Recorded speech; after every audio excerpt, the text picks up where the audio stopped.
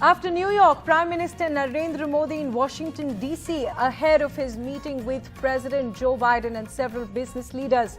Euphoric Indian diaspora welcomes and cheers for Prime Minister Modi in Washington. A state dinner hosted by U.S. President Joe Biden and an address to the U.S. Congress on the Prime Minister's agenda next. In New York, Prime Minister Narendra Modi led the Yoga Day event at the UN headquarters on the 9th International Yoga Day. The event creates a Guinness World Record for people of most number of nationalities performing yoga together. At the event, the Prime Minister says yoga is universal and free from copyright. 3 civilians injured in a blast in ethnic violence hit Manipur as a bomb planted in an SUV blasts in Manipur's Kwakta. Home Minister Amit Shah calls for an all-party meeting to discuss the Manipur situation on the 24th of June. Congress's Sonia Gandhi appeals for peace in Manipur as ethnic violence continues for close to 2 months now. She says unprecedented violence has left a deep wound in the conscience of the nation, adds that the violence has devastated lives and forced people to flee the only place they call home.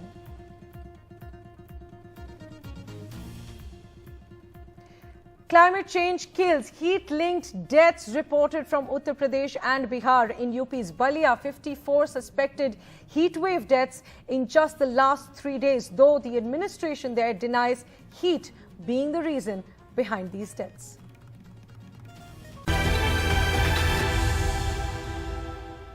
Hello and welcome to NDTV 24/7. I'm Priyanshi Sharma and our focus remains the Prime Minister's visit to the United States.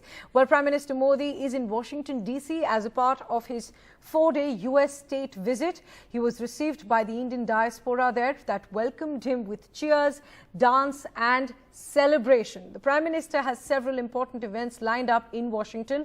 On Thursday, he will attend a dinner hosted by U.S. President Joe Biden and First Lady Jill Biden at the White House, followed by a bilateral meeting. After that, he will address a joint sitting of the U.S. Congress. My colleague Maha Siddiqui joining us for more on this from the United States. And Maha, tell us what are the important issues that could come up in those discussions with U.S. President Joe Biden and how this visit is important for both India and the U.S. Well, from the U.S. side, they have said that the issue of Ukraine is going to come up, that there will be a discussion on it, considering the impact that the Ukraine war has had on fuel and food prices across the world. Much of it may be under control at the moment. However, the jerks that the global economy has seen because of the COVID-19 pandemic and subsequently because of the Ukraine war certainly is something that the U.S. side would want to discuss. However, on part of the Indian side, and sources have pointed this out, that for the Indian side, if there is a discussion initiated by the U.S. on Ukraine, then India will once again lay out what has been its stand, and that Prime Minister Modi has already taken up the matter with President Vladimir Putin himself in the FTO meeting in Samarkand, where he said that this is not the era of war. On the other side, the two sides are also looking at forging closer ties, keeping in mind the growing aggression of China in the Indo-Pacific and the possible threat of China. And in that realm, we'll be able to see some more defense and tech collaboration between the two sides. As far as defense is concerned, the joint production of GE jet engines with HAL is going to be one very important announcement. And let me quickly point out to you, Priyanshi, that the Prime Minister, after landing today in Washington, D.C., he is also expected to meet the CEO of GE, H. Lawrence Culp Jr., and also Micron CEO, Sanjay Mehrotra. And that gives us a sense probably that these initiatives are likely to go ahead. As far as Micron is concerned, what we learn is that as far as the semiconductor cooperation is concerned between the two sides, there is likely to be some big announcement involving Micron. So this list of the Prime Minister's meetings with CEOs is giving us a sense that it is all likely to culminate with announcements on the 22nd. Right, Maha, we'll wait for those announcements to be made. Thanks very much for joining us. And the Prime Minister there has met the Indian diaspora in Washington. And before going to Washington, Prime Minister Narendra Modi, in fact, led the International Yoga Day celebrations at the UN headquarters in New York. And it was a special celebration as the yoga program at the UN created the Guinness World Record for people from the most number of nationalities performing yoga together. People from 135 nationalities participated in the yoga event at the UN headquarters, breaking the earlier record of 114 nationalities. Listen in to what the Prime Minister said at the event. Yoga is free from copyright, free from patents, and free from royalty payments. Yoga is adaptable to your age, gender, and fitness level. Yoga is unifying. It is for everyone, for all ethnicities, for all faiths, and for all cultures. Yoga is a way of life, a holistic approach to health and well-being, a way to mindfulness in thoughts and action. Now, who was the yoga instructor for this record-breaking event? It was famous ballerina turned yoga professional Annalise Richmond, who led the celebrations alongside Prime Minister Narendra Modi at the UN lawns. Well, she teaches yoga at 100 universities and led the yoga session at the UN headquarters with a group of 6 American children. Take a look. A very warm welcome to our Honorable Prime Minister Modi ji. Famous ballerina turned yoga professional Annalise Richmond leading the Yoga Day celebrations at the UN lawns alongside PM Modi. She leads the yoga session with a group of 6 American children between the ages of 8 and 12 years. Richmond was contacted by the Indian representatives at the UN through her local teacher in NYC to participate in the yoga event with Prime Minister Modi. Richmond's first exposure to yoga was when she was 18. But she believed that it was only about stretching. 5 years later, when she met a Bengaluru-based art of living teacher in New York, she began to believe in the practice. This greatly helped her heal from the injuries she sustained in her profession. She says that certain breathwork and meditation practices eased her anxiety while navigating a high-pressure career. She learned yoga at the Art of Living campus in Bengaluru that she visited in 2006. You know, India holds a really dear place in my heart because I did all of my yoga, pranayama, and meditation training in India through India with Gurudev, Sri Sri Ravi Shankar, and the Art of Living. I did it 23 years ago. Richmond now teaches yoga in over 100 universities across the US, including Harvard and Columbia. A great honor for me to be leading yoga, pranayama, meditation for PM Modi, who has helped spread this knowledge around the world. Bureau Report, NDTV. Let's shift our focus to Manipur now. A blast has injured 3 people in Manipur that has been witnessing ethnic violence for close to 2 months now. Police sources say that a bomb that was planted in an SUV in the Bishnupur district blasted and that injured 3 people.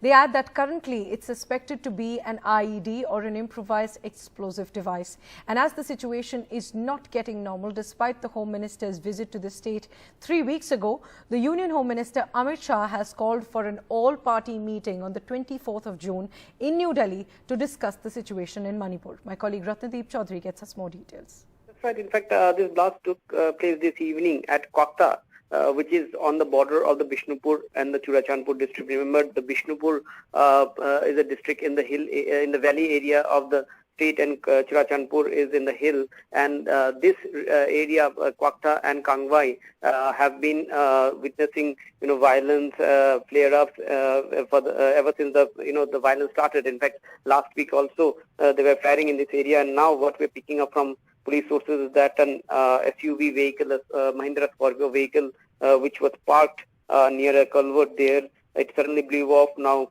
police suspect it to be a powerful IED blast, and 3 bystanders have received serious injuries. They've been shifted to Imphal, in fact, and therefore now massive security cover has been put in the area. The police is trying to investigate what really happened. But this is definitely something which will be a reason of concern for the state government and center. And now Union Home Minister has called for that key meeting on June 24, where he's meeting all the parties. Remember, the opposition parties had been calling for an all-party meeting on the Manipur issue. And this comes at a time when, at least in the last 2 days, the number of incidents had come down. However, there were incidents of firing which was reported from these border areas between the valley and the hill region. And in fact, the internet ban in Manipur has been extended also to June 25. In fact, today the schools were supposed to be reopened. That has also been deferred to July 1st. So therefore, now this incident is definitely a reason of concern for center and state. And as the tensions in Manipur continue, the Congress leader Sonia Gandhi appealed for peace and harmony, saying that it's heartbreaking to see our brothers and sisters who have coexisted peacefully turn against each other. She added that the violence has left a deep wound in the nation's conscience. She said that it's sad to see people being forced to flee the only place that they called home. Listen in. Brothers and sisters of Manipur, for nearly 50 days, we have witnessed a great human tragedy unfolding in Manipur. The unprecedented violence that has devastated the lives of people in your state and uprooted thousands has left a deep wound in the conscience of our nation. I express my condolences to all those who have lost their loved ones. The history of Manipur stands testament to her ability to embrace people of all ethnicities, religions, and backgrounds. Let's now focus on the onion crisis for the farmers of Maharashtra. After investing thousands in their crop, the farmers are receiving only 2.5 rupees per kilo in the markets for their onions. And despite assurances from the government, they say that nothing has changed on the ground. What's the reason for this? Traders say that farmers in several states are growing onions, so the demand for onions grown in Maharashtra is falling. Here's our ground report. Balasaheb Pawar from Ahmednagar district of Maharashtra grew onions on his 3-acre land at the cost of 40,000 rupees per acre. But with the market price now at 2.5 rupees a kilo, he will barely make 15,000 rupees for an acre of crop. Naturally, he's upset. प्याज करने में ये शासन ने जो अनुदान भी नहीं दिया और ये 3 एकड़ में 75,000 इसका तोटा हो गया. Onion farmers are bearing the brunt of a bumper crop leading to a glut. Traders say not just Maharashtra, farmers of other states are also growing onions, due to which demand from Maharashtra and other states has come down. 5 महिने झालं आमचा कांदा अक्षरशः काडी मोलितो शासन आमच्याकडे लक्ष देत नाही. महाराष्ट्र में जितना उत्पन्न इसके पहले होता था उसके ज़्यादा भी उत्पन्न अभी कर्नाटक, तमिलनाडु, केरल उधर स्थानिक हो रहा है. इसके लिए उधर जो इधर से कांदा खरीद करके खरीदार जो बेचते थे वो कम हो गया. बोले इसकी वजह से उसके जो रेट जो कम आ रहे प्याज के. In March this year, farmers marched 110 kilometers from Nashik to Mumbai, demanding the right price for their produce as well as help to tackle the impact of low price of onions. The government assured farmers that they will be helped in an attempt to convince them to end their protest. सरकार intervene करेंगी और किसानों को राहत देगी, इस प्रकार का लिखित स्वरूप में आश्वासन दिया था. लेकिन आज जब किसान बहुत संकट में है, 2 रुपए प्रति किलो की दर से अपनी प्याज बेचने के लिए मजबूर है, सरकार कुछ नहीं कर रही. Farmers' leaders are upset with the government as there has been no change in the condition of the farmers, despite promises. While the government promises relief to the farmers, the question is, when will the promise of financial assistance from the government come through? With Sagar Dusal in Ahmednagar and Sohit Mishra in Mumbai, Sneha Koshi for NDTV. The impact of climate change is real and in fact lethal. Heat-linked deaths have been reported in Uttar Pradesh and Bihar. In fact, in Uttar Pradesh's Balia, over 50 deaths have been linked to heat waves by doctors as temperatures cross 40 degrees Celsius. Though on the other side, the local administration says that heat is not proven to be the reason just yet, and the real causes of these deaths are still being investigated. Here's our report. Multiple suspected deaths from a crushing heat wave in two of India's most populous states, Uttar Pradesh and neighbouring Bihar. But are the Nitish Kumar and Yogi Adityanath governments prepared to acknowledge them? In Balia, an impoverished eastern Uttar Pradesh district right on the border with Bihar, where over 50 suspected heatwave deaths took place in just 72 hours between June 16th to 18th. 32-year-old Sangeeta Devi says she could not save her 65-year-old mother, Lalmani Devi, despite living barely 8 kilometers away from the district hospital. Sangeeta claims her mother died on June 18 due to heat stroke, an hour after she was brought to the hospital. But an initial slip issued by the hospital on a plain piece of paper does not mention any cause of death. उनको थोड़ा सा हल्का बुखार आया और कुछ देरी के बाद उनको तेज बुखार होने लगा। तेज बुखार होने के कारण हमने कहा अपने बच्चों से कि चलो ना नानी जी को दिखा दिया जाए बलिया जिला अस्पताल में, यहाँ कोई हमने इलाज नहीं कराया। ले जाकर हमने उनको जिला अस्पताल में एडमिट किया। कुछ देरी के बाद डॉक्टर ने उनको देखा, सुई लगाया, दवा सुई होने के 1 घंटे बाद उनका डेथ हो गया। At the Balia District Hospital on Wednesday, 60-year-old Mohammad Munna says his wife, Rizwana Khatun, died at the district hospital on June 17th, exhibiting symptoms of a heat stroke. But he has been running from pillar to post for his wife's death certificates. All he has so far is a white slip, which does not mention the cause of death. हमारी wife को 16 तारीख को admit किए और 17 तारीख को सुबह में 7 बजे डेट कर गए। तो एक कागज हॉस्पिटल से हमको मिला था कि आप 5वें दिन आइएगा और अपना मृत्यु प्रमाण पत्र ले जाइएगा। हॉस्पिटल आए तो उसी कागज पर लिख के दिए कि कचहरी से जाइए लिखवा के एफईडी बनवा के लाइए। एफईडी बनवा के ला करके दिए हैं तो उन्होंने कहा कि आप जो है शनिचर के दिन आइए। Meanwhile, the death toll in Balia continues to rise. It stands at 74 right now. A government doctor who initially attributed the deaths to a heat stroke was removed by the government. Cause of death जो है under investigations है। जब investigations की report आएंगे तभी आप cause बता पाएंगे कि क्या actual cause हुआ था उसके। अच्छा, डेथ सर्टिफिकेट जब जरूरत पड़ेगा cause आ जाएगा, सर्टेन हो जाएगा कोई cause, तभी उस डेथ सर्टिफिकेट में भी हम cause of death मेंशन कर पाएंगे। Denial in the nearby Deorio district too, where local papers have reported more than 50 suspected heatwave deaths in 24 hours. But this has been denied by the local administration. अभी तक हम लोग के संज्ञान में कोई भी कंफर्मेटरी हीट स्ट्रोक से डेथ नहीं हुआ है। अभी तक 1 तारीख से अब तक 4 मरीज जो संदेहास्पद थे उन्हें हीट स्ट्रोक मानकर भर्ती किया गया, बेहतर उपचार दिया गया, लेकिन उसको बचाने में हम लोग सफल नहीं हो पाए। ब्रॉड डेड मरीजों के बारे में क्या उनको घर पे था इस बारे में हम लोग नहीं बता सकते हैं, लेकिन वो मरीज मृत्यावस्था में हमारे इमरजेंसी में लाए गए थे। However, in Bihar, where 40 have died so far due to heat stroke, the approach is a bit different. The authorities are accepting the cause of death to be heat stroke. कम से कम 20 से 22 patient 25 patient आए होंगे जो heat stroke से उनको heat stroke हुआ था और उसमें से काफ़ी लोगों की डेथ हो गई है। कितने लोगों की लगभग 25 पेशेंट्स की डेथ हुई है। The Union Health Minister has held 2 meetings so far with states seeing heat waves. But on the ground, the situation appears to be worrying. With Himanshu Sharma and Karuna Sindhu, Bureau Report for NDTV.